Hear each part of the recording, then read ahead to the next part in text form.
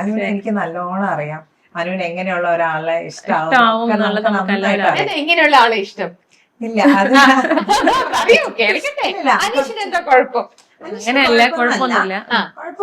ഒരു കുഴപ്പം ഉണ്ടായിട്ടല്ല ഞാൻ അങ്ങനെ പറഞ്ഞത്. പക്ഷെ നമുക്കറിയാം അനുവിന്റെ ക്യാരക്ടർ നല്ലോണം അറിയാം. അതുകൊണ്ട് ഞാൻ പറയാം അനീഷിനെ അനു ബ്രദറായിട്ട് മാത്രമേ കണ്ടിട്ടുള്ളൂ. ഒരിക്കലും ഭയങ്കര ഗെയിമാണല്ലോ ബിഗ് ബോസിൽ കളിക്കുന്നത്. അവസാനമായപ്പോ അവൾ ഒറ്റയ്ക്കായില്ലേ, അപ്പൊ അനീഷല്ലേ ഇപ്പൊ കൂടെ ആയിട്ട് സപ്പോർട്ട് നിൽക്കുന്ന ആ ഒരു ഇത് ഉള്ളത് കൊണ്ട്.